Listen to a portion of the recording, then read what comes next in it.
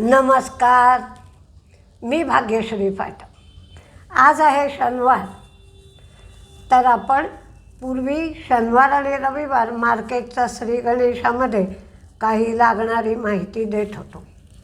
बरेच व्हिडिओज मी मार्केटच्या श्री गणेशामध्ये दिले. जवळजवळ 186 व्हिडिओज तिथे आहेत. त्या व्हिडिओजमधून मार्केट शिकण्यासाठी वेगवेगळी माहिती मिळते. आज असाच एक नाविन्यपूर्ण व्हिडिओ मी घेऊन आली आहे. या व्हिडिओचा टायटल पार्टली पेड शेअर्स. आता ही काय नवीन भानगड आहे बाबा? म्हणजे थोडेसेच पैसे भरायचे? छान ना. 1000 रुपयाचा शेअर 250 रुपये भरले की 1000 रुपयाच्या शेअरचा मी मालक होणार काय? नाही हो, नाही. असं बाकी नाही होत. हे पार्टली पेड शेअर्स म्हणजे एक सुविधा आहे. विन विन सिच्युएशन म्हणणार का? ही कंपन्यांसाठी सुद्धा फायद्याचं आहे आणि इन्व्हेस्टरसाठी सुद्धा फायद्याचं आहे. म्हणजे समजा तुम्हाला आत्ता पैसे नाही आहेत, पण 6 महिन्यांनी पैसे मिळणार आहेत हे माहीत आहे, किंवा तुम्हाला प्रमोशन मिळणार आहे हे माहीत आहे, इन्क्रिमेंट मिळणार आहे हे माहीत आहे. त्याचप्रमाणे कंपनीला सुद्धा 6 महिन्यांनी एवढे पैसे लागणार आहेत, 1 वर्षांनी एवढे पैसे लागणार आहेत, 2 वर्षांनी एवढे पैसे लागणार आहेत, असे एक कंपनीच्या योजनेप्रमाणे त्यांना अंदाज आहे. मग अशा वेळेला कंपनी हे पार्टली पेड शेअर्स इश्यू करते. म्हणजे जसं आपण घर घेतो की नाही, ब्लॉक घेतो, घर घेतो, फ्लॅट घेतो, तर तो जो आपण फ्लॅट घेतो तो काही तयार नसतो, तर पूर्ण पैसे लोक द्यायला तक्रार करणारच, कारण पैसे दिल्यावर आम्हाला हातात काय मिळतं आहे. अशा वेळेला फ्लॅटचे जे पैसे असतील ते इन्स्टॉलमेंटनी घेतले जातात आणि मग फ्लॅट जेव्हा पूर्ण होतो तेव्हा तुम्हाला फ्लॅटचे पैसेही देऊन होतात आणि तुम्हाला फ्लॅटचं पोझिशनही मिळतं. तशाचपैकी ही पार्टली पेड शेअर्सची एक प्रकारची कथा आहे. त्याच्यामध्ये तुम्हाला माहिती आहे की प्रत्येक शेअरला एक पार व्हॅल्यू किंवा फेस व्हॅल्यू असते. ती फेस व्हॅल्यू तुमच्याकडून पार्टली घेतली जाते आणि त्याच्याबरोबर प्रीमियमही असतो.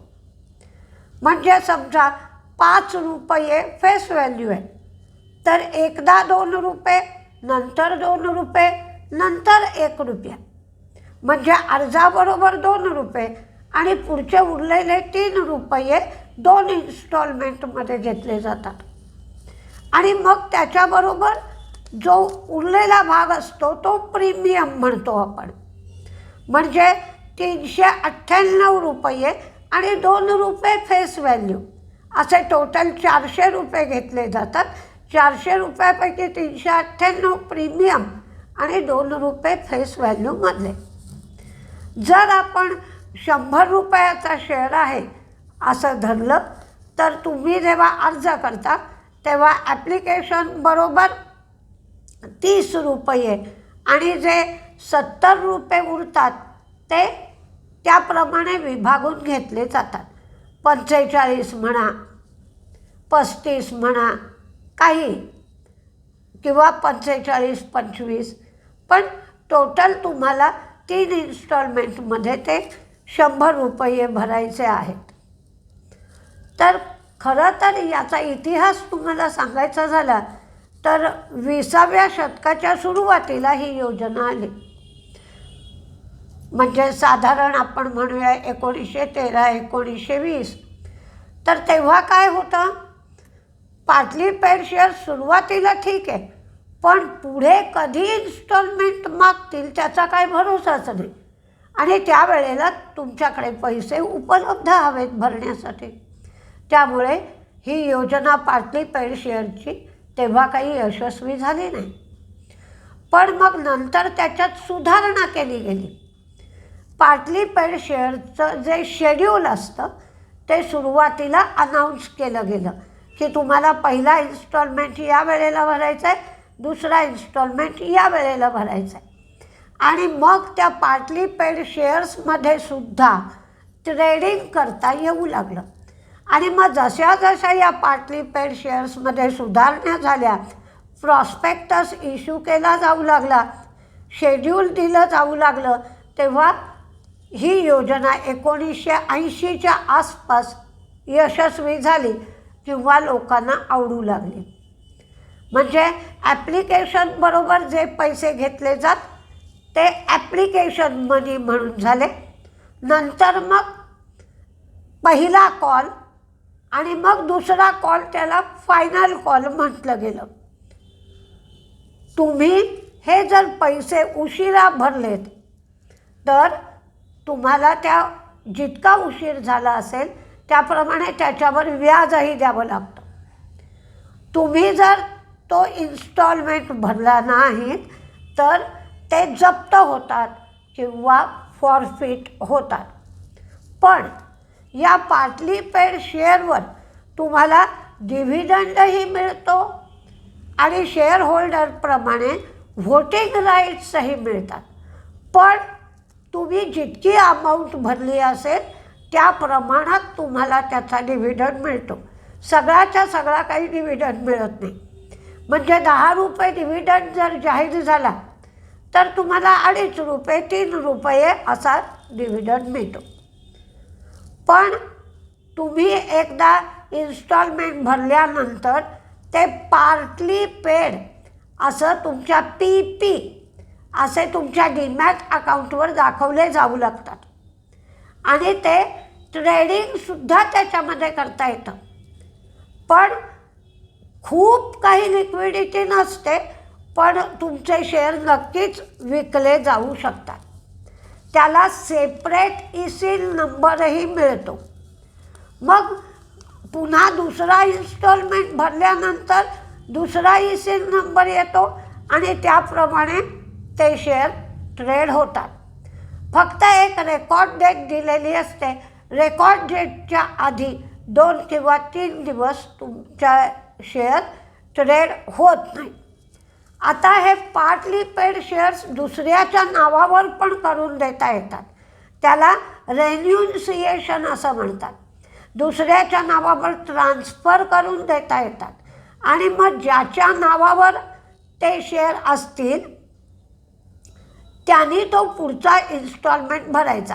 म्हणजे आपण जसं म्हणतो जिसकी लाठी उसकी भैंस, तसं ज्याच्या नावावर ते शेअर्स असतील, ज्याच्या डीमॅट अकाउंटवर ते पार्टली पेड शेअर्स असतील, त्यांनी पुढचा इन्स्टॉलमेंट भरायचा आहे. पण आता इन्स्टॉलमेंट भरताना कसा भरायचा तो? तर ज्या माणसाच्या बँक डीमॅट अकाउंटवर ते पार्टली पेड शेअर्स असतील त्याच्याच अकाउंटवरून ती अमाऊंट गेली पाहिजे. थर्ड पार्टी पेमेंट केलेलं मात्र चालत नाही. आता आधी कोणीतरी त्याच्यात इन्व्हेस्टर्स असतातच ना. त्या इन्व्हेस्टर्ससाठी मात्र हे डायल्यूशन होतं. म्हणजेच शेअरची संख्या वाढते. शेअरची संख्या वाढली की आपोआप अर्निंग पर शेअर पण कमी होतं. डिव्हिडंड पण वाटला जातो. सगळ्या म्हणजे मिळकतीमध्ये वाटणी घेणारे लोक वाढतात. म्हणजेच डायल्यूशन होतं.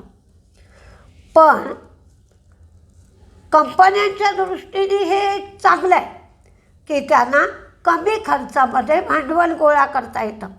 त्यांना जेव्हा पैसे हवे असतील त्यांच्या गरजेप्रमाणे ते शेड्यूल लावतात आणि त्या शेड्यूलप्रमाणे तुम्हाला ती रक्कम भरायची असते. हे पार्टली पेड शेअर्स लिस्टही होतात. म्हणजे आपले रेग्युलर शेअर जसे लिस्ट होतात तसे बॉम्बे स्टॉक एक्सचेंजवर, नॅशनल स्टॉक एक्सचेंजवर हे लिस्ट होतात. पण आपण जेव्हा IPOमध्ये शेअर घेतो जे फुल्ली पेड असतात त्याच्यासाठी ब्रोकरेज लागत नाही किंवा ट्रान्झॅक्शन चार्जेसही लागत नाहीत. पण या पार्टली पेड शेअरचं जेव्हा आपण ब्रोकरमार्फत पेमेंट करत असतो तेव्हा त्याच्यासाठी ट्रान्झॅक्शन चार्जेसही लागतात आणि ब्रोकरेजही लागतं. टॅक्ससाठी सुद्धा तुम्ही या तारखा लक्षात ठेवल्या पाहिजेत की एखादा इन्स्टॉलमेंट समजा 2024मध्ये जाईल आणि दुसरा इन्स्टॉलमेंट 2025मध्ये जाईल, तर ते त्याप्रमाणे ज्या इन्कम टॅक्स असेसमेंट इयरमध्ये येईल त्याप्रमाणे तुम्हाला त्याची नोंद करावी लागते टॅक्ससाठी. पण आजी आज हे सगळं रामायण का सांगतायत बरं? एकदम पार्टली पेड शेअरची माहिती का सांगतायत? अहो, भारती एअरटेलने पार्टली पेड शेअरचा फायनल इन्स्टॉलमेंट घ्यायचा ठरवलेला आहे. त्याची रेकॉर्ड डेट आहे 6 फेब्रुवारी 2026. जो पेमेंट भारती एअरटेल घेणार आहे फायनल कॉल म्हणून तो 401 रुपये 25 पैसे एवढा घेतला जाणार आहे. त्याच्यामध्ये प्रीमियम आहे 397 रुपये 50 पैसे आणि बाकीचे जे 2.5 रुपये आहेत ते फेस व्हॅल्यूचे घेतले जाणार आहेत. 3 रुपये 75 पैसे एवढे 3 रुपये 75 पैसे एवढी उरलेली फेस व्हॅल्यू घेतली जाणार आहे. कारण सुरुवातीला 1.25 रुपया त्यांनी घेतली होती. 5 रुपये त्यांची पार व्हॅल्यू किंवा फेस व्हॅल्यू होती. त्यामुळे आता जे 3 रुपये 75 पैसे उरलेत हे 3 रुपये 75 पैसे फेस व्हॅल्यूचे आणि त्याचा प्रीमियम 397 रुपये 50 पैसे असे एकंदर भारती एअरटेल फायनल कॉल 401 रुपये 25 पैशाचा घेती आहे. तर याच्यासाठी रेकॉर्ड डेट 6 फेब्रुवारी आहे आणि सध्या मार्केट पडत आहे. त्यामुळे जर तुम्हाला भारती एअरटेलचा शेअर स्वस्त पडला, स्वस्त खरेदी करता आला तर तुम्ही करू शकता. त्याच्या वेळेला तुम्ही हिशोब घालायचा की बाबा 1400 रुपयाला मला शेअर पडतो आहे, त्याचा फायनल इन्स्टॉलमेंट मला किती भरायचा आहे 401 रुपये, म्हणजे मला शेअर कितीला पडेल 1800 रुपयाला.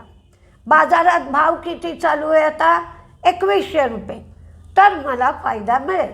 अर्थात तो शॉर्ट टर्म कॅपिटल गेन होईल, पण तुम्हाला त्याचा फायदा उठवता येईल म्हणून आज मी ही पार्टली पेड शेअरची माहिती सांगितली.